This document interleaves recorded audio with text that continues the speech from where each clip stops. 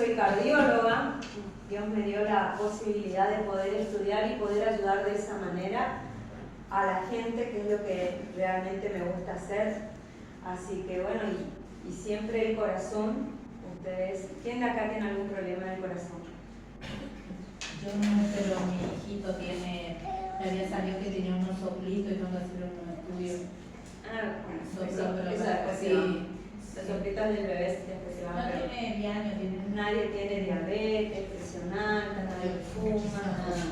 Presión alta, no. Bueno, justamente el corazón siempre estuvo relacionado con el amor, con el dar, con el todo, con el centro de la vida. Por eso Dios amó tanto al mundo que nos dio su corazón, ¿sí? Y el corazón de su madre. Y eso fue uno de los motivos por los cuales hice yo cardiología, pero más allá de eso es porque es algo sumamente importante que cuidemos. Nosotros tenemos que, dentro de lo que son los factores de riesgo, que fue lo que me pidió que hablara el padre, tenemos factores modificables, o sea que nosotros los podemos cambiar, y tenemos factores que no los podemos modificar. Lamentablemente, por más que mintamos las mujeres, la edad siempre avanza, no podemos modificar la edad, entonces es un factor no modificable. El sexo, tampoco, el que nació mujer es mujer, el que nació varón es varón, y también es un factor de riesgo que no lo vamos a modificar. La historia familiar también. ¿Por qué? Porque los antecedentes de que nuestra familia, algún familiar directo haya tenido enfermedad del corazón, ya nos predispone a nosotros a que tengamos más riesgo de padecerlo. Y eso tiene que ver con la genética, justamente.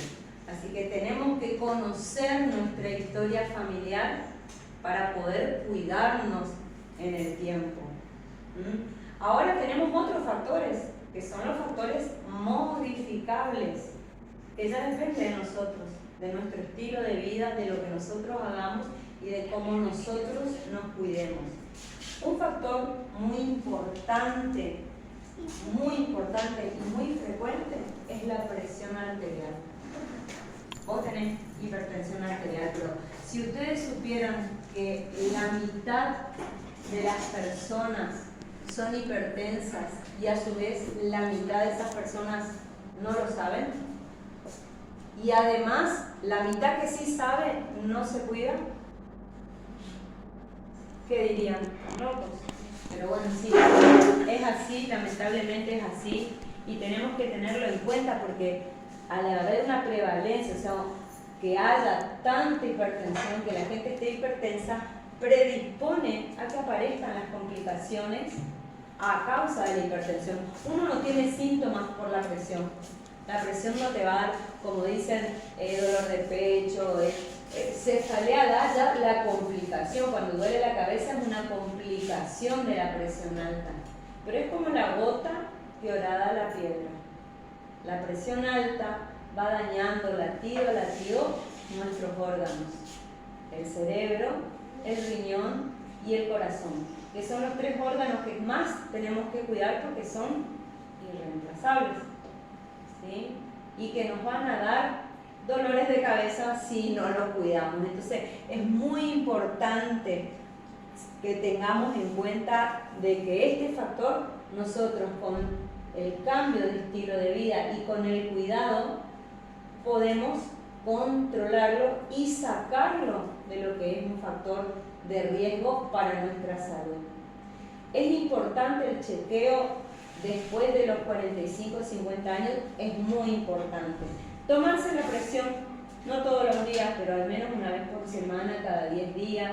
Si tenemos nuestra mamá o un abuelito, tomarle la presión para que ellos puedan identificar la presencia. Una cosa es cuando dicen, tuve un pico de presión porque me enojé en el trabajo, porque me enojé con mi hijo, porque vino tarde. Eso es un pico de presión, no es una enfermedad. Cuando nosotros diagnosticamos hipertensión arterial estamos hablando de una enfermedad crónica, que significa que vamos a pasar el resto de nuestra vida con esta enfermedad. Por lo tanto, no es que porque me bajó la presión yo dejo la pastilla, dejo de cuidarme con la comida, dejo de hacer actividad física, no, todo lo contrario. Significa que estoy haciendo bien las cosas y que tengo que justamente seguir haciéndolas. Esto es fundamental y podemos hablar todo un día, pero yo traté de resumir lo más posible. Otro problema silencioso y muy dañino es la dislipidemia. La dislipidemia es cuando aumenta el colesterol. También es una enfermedad, ¿sí? Nosotros tenemos varios tipos de colesterol. Ustedes habrán visto cuando le hacen un análisis que le ponen triglicéridos, HDL, LDL, colesterol total. Son parte de la misma molécula en distintos estadios. Y tenemos un colesterol malo, que es el que se va a ir a depositar en las arterias, y un colesterol bueno, que es el que nosotros metabolizamos para que justamente este colesterol malo no nos afecte. ¿Y de qué se trata la dislipidemia? Desgraciadamente es un mecanismo de defensa de nuestro cuerpo. Cuando hay una sustancia dañina, nuestro cuerpo trata de hacerse cargo de eso, trata de cuidarnos. O sea, somos perfectos, Dios nos hizo perfectos. Entonces, si hay algo que nos va a hacer mal, el cuerpo trata de cuidarse. ¿Y cómo lo hace? Llevando el colesterol adentro de las arterias para que lo procese ciertas moléculas y ciertas sustancias que están en las paredes de las arterias y los hagan desaparecer. El problema es cuando eso está en exceso. Aparece el hígado graso, aparecen las placas de colesterol, aparecen las enfermedades de las arterias, ¿sí? Por eso es tan importante tenerlo en cuenta. No da síntomas, a pesar de lo que le digan. La dislipidemia, que es el nombre de la enfermedad del colesterol alto, no da síntomas. Ustedes no van a tener síntomas por tener colesterol alto. El colesterol alto lo van a saber que lo tienen porque se hacen un análisis de sangre o porque le pidieron un estudio y ven qué es lo que yo hago. Pues yo hago ecografía cardiovascular y todos los días veo las placas de colesterol depositadas en las arterias, ¿sí? Y no es lo mismo decir, bueno, tengo el colesterol alto, que ver la placa que está tapando mi arteria. ¿Y cómo vamos a ver? Nosotros sabemos que la arteria, acá todos sabemos cosas básicas, las arterias son cañerías que llevan la sangre desde el corazón hasta el resto del cuerpo, llevando la sangre con los nutrientes, con el oxígeno, con el azúcar, con todo lo que necesitan. Son cañerías, pero que además de ser cañerías cumple con esta función fundamental, como les dije, que es defendernos de sustancias dañinas, como por ejemplo el colesterol. Y fíjense qué le pasa a la arteria, a la cañería, cuando el colesterol empieza a depositarse, y es tan excesivo el depósito que no le da el cuero a las arterias para defenderse. No les da el cuero. No pueden seguir cuidándose, no pueden seguir actuando sobre esa placa, sobre ese colesterol, y empieza a aparecer la placa, que empieza siendo pequeñita, pero si no nos cuidamos, va a ir creciendo y va a ir generando una obstrucción. Y a lo que más le tememos los cardiólogos es a algo que se llama accidente de placa. Imagínense esto, es como una gelatina, es una grasa, es como una masa, como líquida. Si a esta masa líquida nosotros le ponemos una situación de estrés que hace que nos suba la presión, o el cigarrillo, que genera tanto daño, va a dañar la superficie de la placa, se va a romper. Y otra vez empiezan los mecanismos de defensa del cuerpo, pero que actúan en contra. Forma un coágulo y tapa la arteria. Así viene el infarto, viene el accidente cerebrovascular, ¿sí? Habrán visto muchos pacientes que tienen el cuerpo, la mitad del cuerpo sin moverse, ¿sí? Viene el fallo renal, vienen las amputaciones en los pacientes diabéticos. Eso es frecuente, es más frecuente en el diabético, así que este es un tema que hay que tenerlo en cuenta y que hay que pensarlo y controlarse y cuidarse, ¿sí? El tabaquismo es otro factor prevenible. ¿Por qué? Porque uno fuma porque quiere. ¿Sí? Nosotros podemos dejar de fumar. ¿Y por qué es tan importante y está dentro? Antes era algo socialmente aceptado. Sigue siendo una droga que está socialmente aceptada, pero cada cigarrillo que se prende está generando un impacto importante en nuestra salud, porque no solamente en el corazón, que es lo que yo veo que ahora les voy a mostrar, sino en el pulmón, generando daño a nivel pulmonar. Lo que va a ir generando a nivel del corazón y de las arterias es que la nicotina es una sustancia muy agresiva y va lastimando la pielcita de adentro de la arteria. Y si se lastima esa pielcita deja de protegernos y trata de compensar formando un coágulo. Otra vez se tapa la arteria. Cada cigarrillo que prendemos está dañando un sector de nuestra arteria. Además, va a desarrollar otro mecanismo, que es que la arteria empieza a ponerse dura. La arteria tiene la capacidad de dilatarse y contraerse según las necesidades.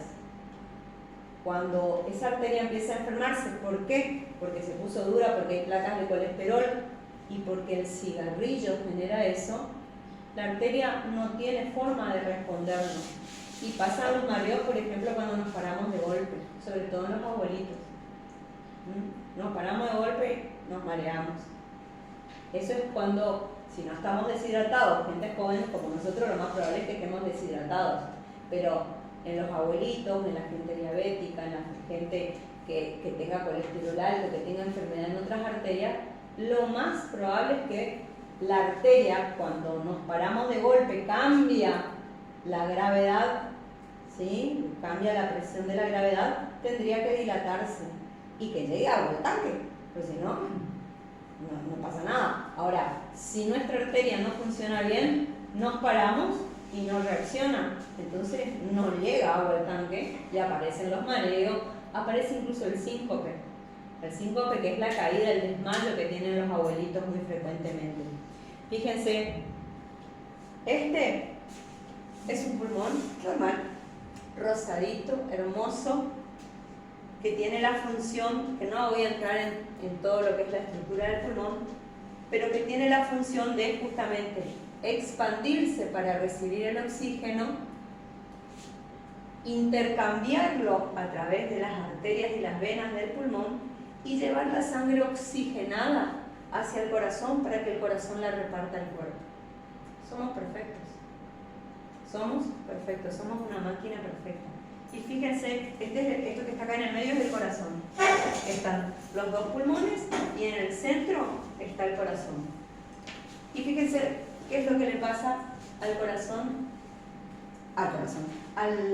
pulmón del paciente que fuma.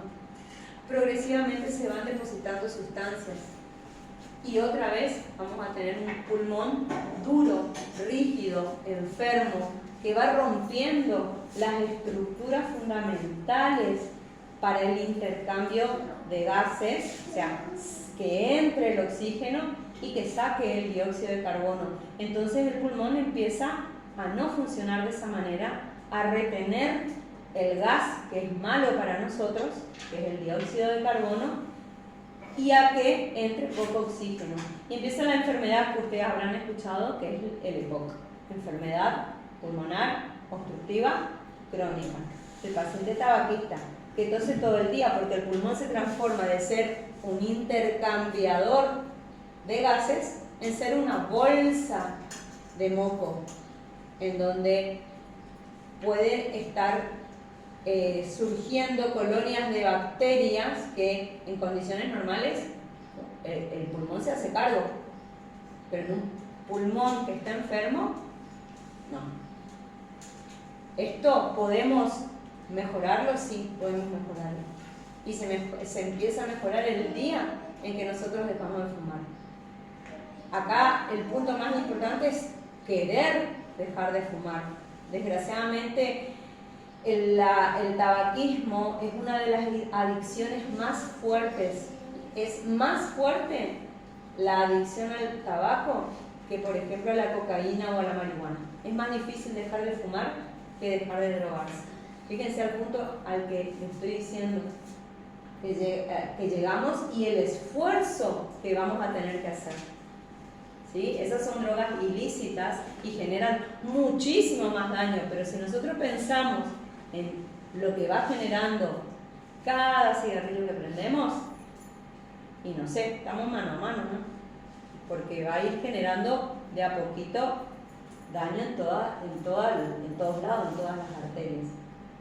Otro factor modificable que tenemos es la diabetes. Ustedes saben lo que es la diabetes, ¿verdad?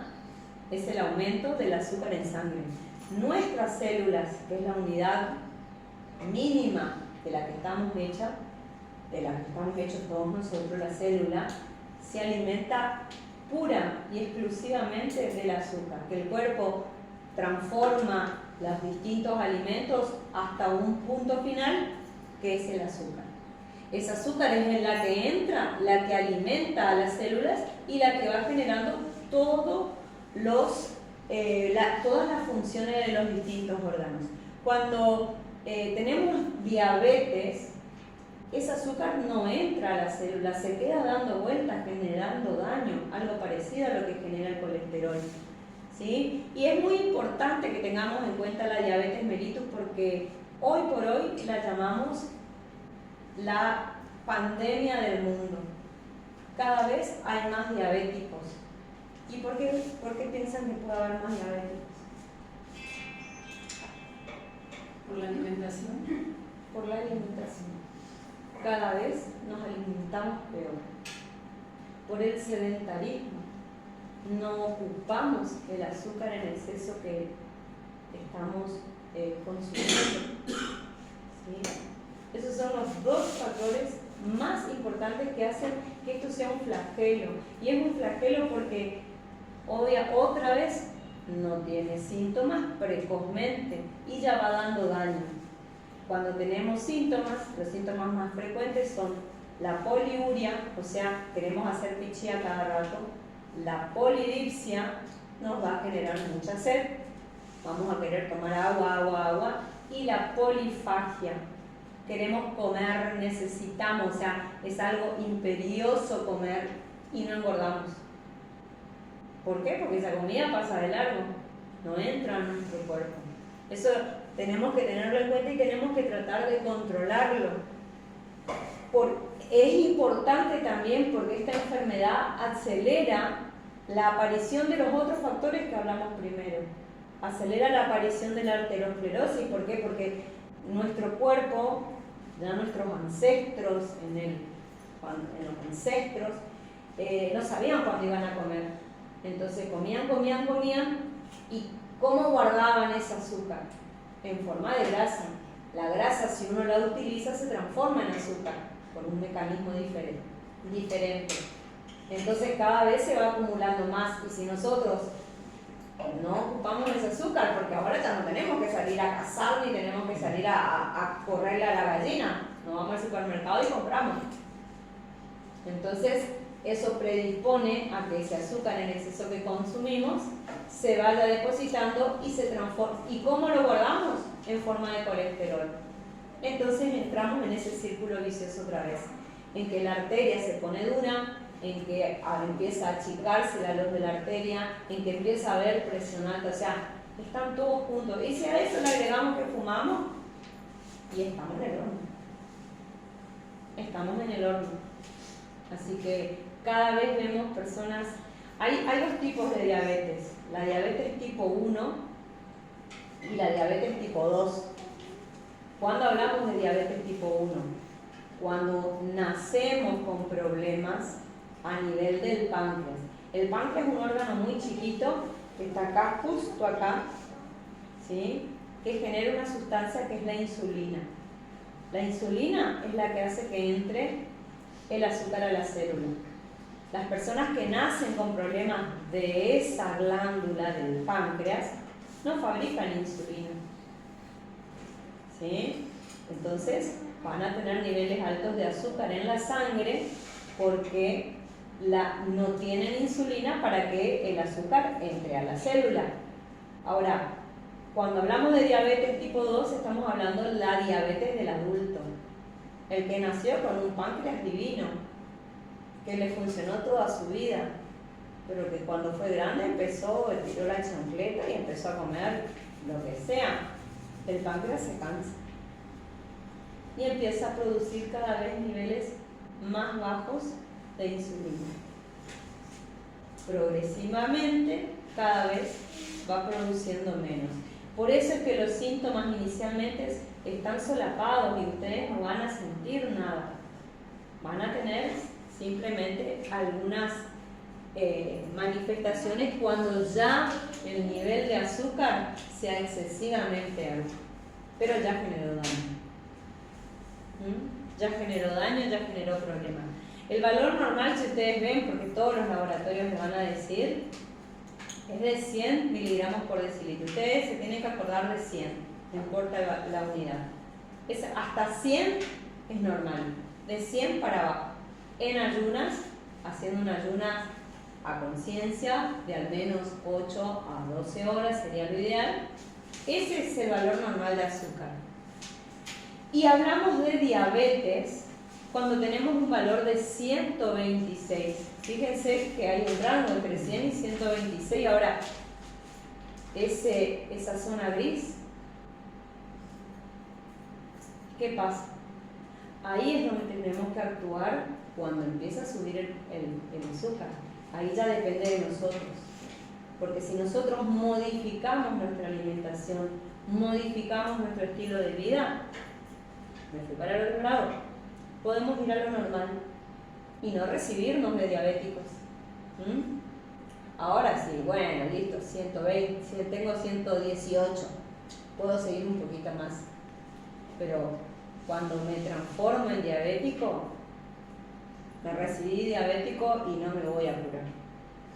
Significa que el páncreas ya no da más. Hay pastillas, hoy por hoy gracias a la ciencia tenemos una pantalla de un abanico de medicación que ustedes no creerían. Ahora, ¿cuál es el problema? Son carísimas. Son carísimas. Y tienen la posibilidad de tener un efecto adverso, así que eso es algo que tenemos que tener en cuenta. Eso era lo que le decía hoy, la diabetes tipo 1 cuando nacemos con problemas del páncreas, la diabetes tipo 2 es la evolutiva, la de las personas mayores, y ese es otro tema importante. Cada vez vemos gente más joven que empieza con diabetes tipo 2 por lo mismo, porque comemos mal, no hacemos actividad física, mucho estrés, ¿sí? Esas son personas que rápidamente, yo trabajo en el Instituto de Cardiología de Corrientes y vemos pacientes que con 40 años ya están infartados, con todas las arterias tapadas. O sea, le empezamos a estudiar y digo, Dios mío, ¿cuántos años tenés vos, por favor? Porque yo le miro la carótida y veo la carótida llena de placas. Veo las piernas llenas de placas y en realidad lo que estoy viendo es un espejo del resto. Estoy viendo un espejo de las coronarias. Estoy viendo un espejo de las arterias cerebrales. Los abuelitos que progresivamente van perdiendo, van teniendo demencia, porque se les van tapando las arterias. Entonces van perdiendo las funciones cerebrales porque les llega poca irrigación.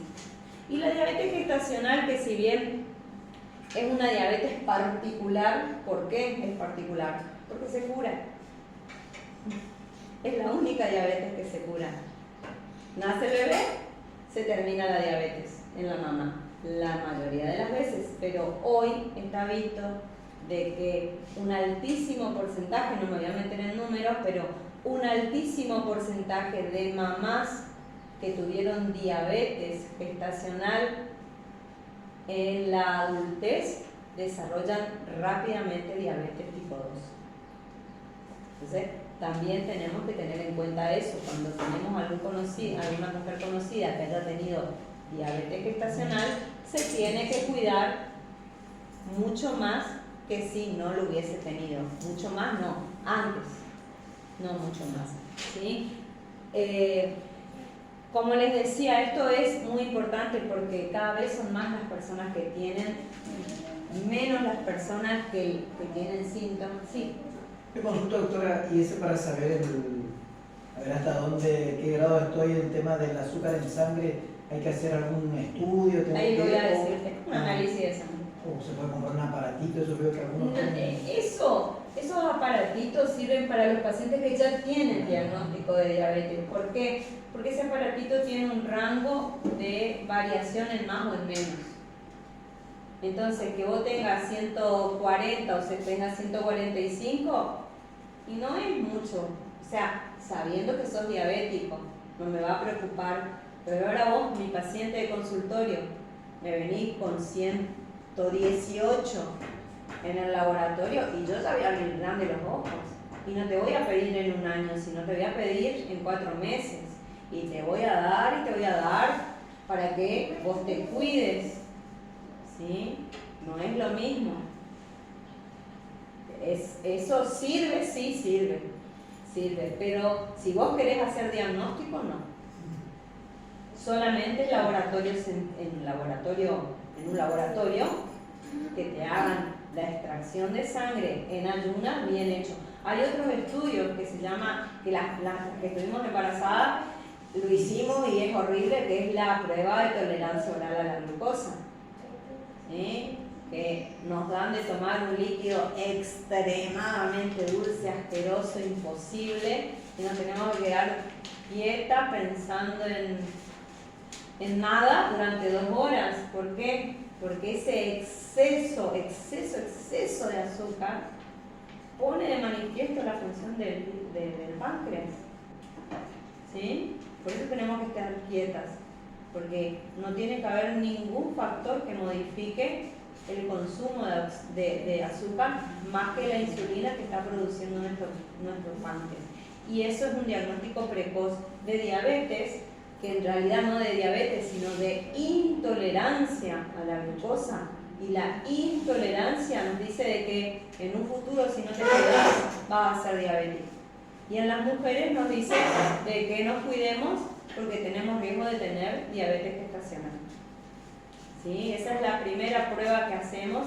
Es horrorosa, la verdad que a mí me resultó horrorosa, pero sumamente útil. ¿Por qué? Porque nosotros tenemos un valor normal en ayunas, que es 100, pero también tenemos un valor normal después de comer.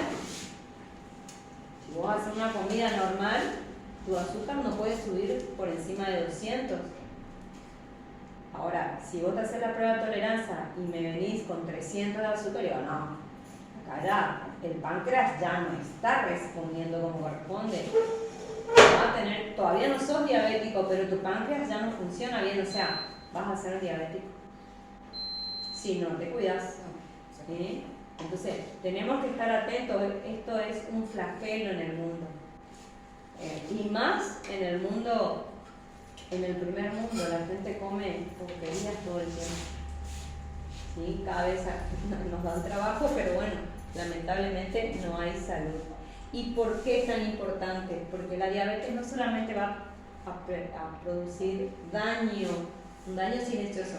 Yo siempre le digo a mis pacientes, es una enfermedad que enferma arterias. Eso es la diabetes. Porque si vos tenés diabetes, y vas a tener diabetes y el azúcar alta, no pasa nada. Por ahí que nos vamos a preocupar y vamos a estar acá hablando 3 días de diabetes. Pero es una enfermedad que enferma arterias. Y la va a ir enfermando lentamente y va a ir de las más chiquitas a las más grandes. ¿Sí? De las más pequeñas, los capilares, por eso decimos microvasculatura, la enfermedad microvascular. Y la enfermedad macrovascular, que son las arterias grandes. ¿Y dónde va a ir a dar daño? Fundamentalmente va a ir a dar daño en las arterias del cerebro.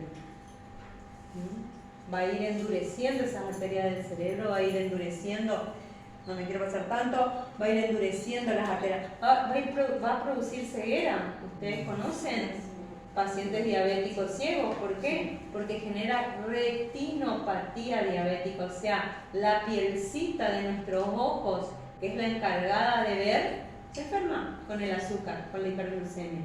Entonces tienen retinopatía diabética. ¿Prevenible? Sí, prevenible. ¿Qué otra cosa? El ataque cardíaco, el infarto. Fíjense, nosotros las arterias del cuello tienen más o menos 1,5 centímetros.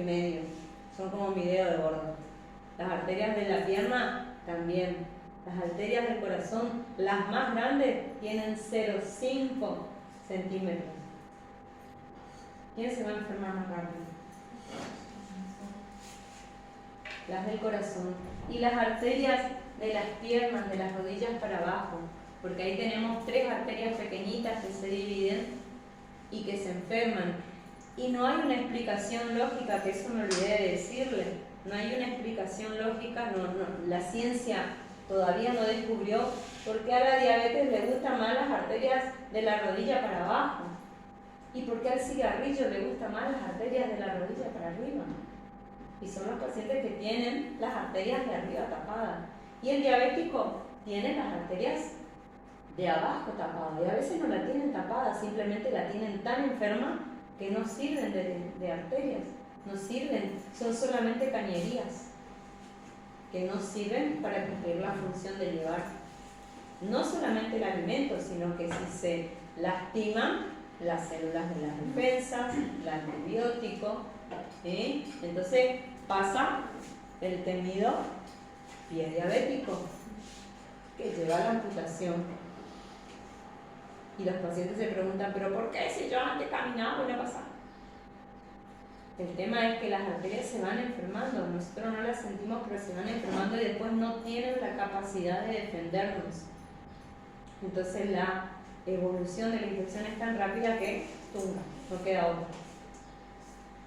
No queda otra, y yo esto lo veo todos los días, lamentablemente, y eso, bueno, sí, le genera daño a la persona, perder un miembro, pero más a la familia, porque esa persona deja de ser una persona independiente, genera gasto, porque esa persona va a requerir gente que la cuide, va a requerir mucho más control.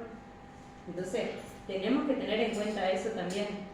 Y, bueno, como les dije, las complicaciones son en los órganos. La diabetes en sí no es nada, azúcar alta. No pasa nada el azúcar alta, pero no, sí, porque va a ir generando. Otro síntoma muy importante es que el azúcar aumentada va dañando los nervios de la sensibilidad y tenemos algo que se llama la neuropatía diabética.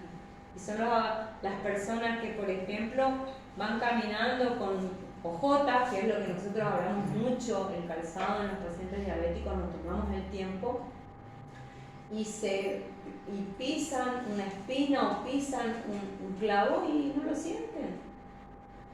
Y para cuando lo sienten es porque ya se infectó y ya hay que amputarlo. Pues eso va yendo de abajo hacia arriba también, va teniendo primero los dedos como un cosquilleo, pérdida de la sensibilidad, y después va subiendo como bota corta, le decimos nosotros, o como bota larga. Eso es un factor tanto predisponente a tener un pie diabético como un factor que va a mantener la enfermedad si la tiene. Así que eso es muy importante. Y eso es un pie diabético. Es un paciente que nunca se enteró, que tuvo un callo, que el callo se lastimó y se enfermó. Y bueno, lamentablemente les muestro, eso es una amputación de un paciente diabético. Y llegamos tarde. ¿Y cómo prevenir todo esto que estuvimos hablando? Con una vida saludable, con el control de los factores de riesgo que son modificables, que nosotros podemos modificar, ¿sí? Pero eso se trata de cambiar el estilo de vida, de que no sea una obligación, de que yo diga, no, yo nunca voy a comer una torta, me voy a un cumpleaños. No, que como una porción de torta, no me como media torta, y al día siguiente me cuido, salgo a caminar, me voy a jugar al parque con mis hijos, ¿sí? Toda la semana me cuido. Eso significa tratar de cuidarse. La actividad física es fundamental, es irreemplazable. Actividad física, no estoy diciendo ir a un gimnasio, salir a caminar. Pero salir a caminar, nosotros en cardiología hablamos de la actividad física regular, aeróbica, que sea eficiente, cuando son más de 20 minutos de corrido, 4 veces por semana. O sea, al menos 30 minutos, 4 veces por semana. ¿Sí? Entonces, fíjense que hay una alta prevalencia, o sea, hay mucha gente que tiene presión alta, mucha gente que tiene diabetes y mucha gente que tiene tabaquismo. ¿Cómo contrarrestamos esto? Con educación, con esto que estamos haciendo ahora. ¿Sí? Ustedes hoy, si se van a una fiesta, en el momento del almuerzo, y van a pensar si repiten el plato por más rico que esté. ¿Sí? Si se van a un cumpleaños van a decir, voy a comer una porción de torta nada más. Si mañana, la sal también, la sal en el hipertenso.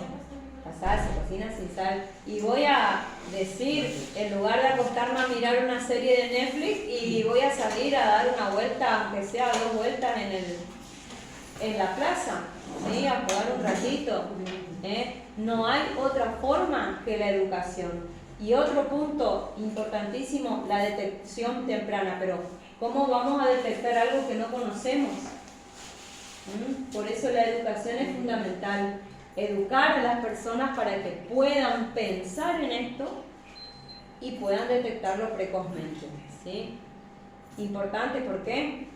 Por los costos fundamentalmente. No solamente los costos que le genera a la persona, sino lo que deja de producir esa persona, tanto para la familia como para el país. Los costos de los remedios son altísimos, altísimos, altísimos, altísimos. ¿Sí? Y un paciente que tiene varias enfermedades tiene que tomar un remedio para cada enfermedad. Cada pastilla sabe a dónde tiene que ir. No todas las obras sociales las autorizan en el 100%. ¿Sí? Algunas, incluso a veces tenemos que mentir en la historia clínica para que se la autoricen. Así que eso es fundamental que pensemos, que nosotros podemos prevenir, podemos cuidar nuestra salud, que eso es muy importante y que lamentablemente el costo no deja de ser un factor importante. No deja de ser un factor importante. Tenemos que cuidarnos porque el cuerpo que nos dio Dios nos va a durar toda la vida. Desgraciadamente somos irreemplazables. Si bien hay tratamientos, están los trasplantes y otras cosas, somos irreemplazables. Somos irreemplazables y tenemos que cuidarlo desde la punta del pelo, los dientes, los ojos, todo. Tenemos que cuidarnos. Y la forma es conociendo y enseñando. ¿Sí? Eso es como un super ultra mega resumen de lo que ustedes tienen que saber. Si quieren profundizar, después hablamos, yo no tengo ningún problema. Si quieren hacerse controles, deben hacerse controles una vez al año. Las personas sanas, las personas que tengan una alteración, tienen que hacerlo frecuentemente porque eso es muy importante. Eso es lo que quería. ¿Qué consulto? ¿Ese sacamos por un cardiológico? En donde quieras. En donde quieras que haya un cardiólogo. Claro. Porque está bueno eso, porque a veces uno dice, bueno, tengo que esperar a enfermarme, no tengo que ir a mi doctor de cabecera para que me haga. No. La mejor medicina es la preventiva. Si Bien. yo te tengo que atender por hipertensión arterial, llegué tarde. Bien. Si te tengo que atender porque tenés un pie diabético, llegué tarde. Yo lo que tengo que saber es que vos no tenés tolerancia a la glucosa, porque te hice el test y te tengo que decir, no comas la torta, no disminuir la cantidad de harina, disminuir esto, salir a caminar para que tu páncreas tenga un respiro. ¿Sí? Esa es la medicina que sirve. Desgraciadamente estamos llegando tarde todo el tiempo, pero porque hay una falta de información. Por eso, decir, hay un mal concepto. hay un mal concepto porque hay desinformación. Sí. Hay desinformación. Y ese era el objetivo del Padre Antonio al dar esta charla para que la comunidad, nuestra comunidad, se cuide y seamos sanos. yo la atiendo, le atendí a muchísima gente de la comunidad que me pidió que la atienda, así que estoy. Bien, perfecto. ¿Sí? Estoy Muchas gracias. acá, estoy allá, estoy por todos lados.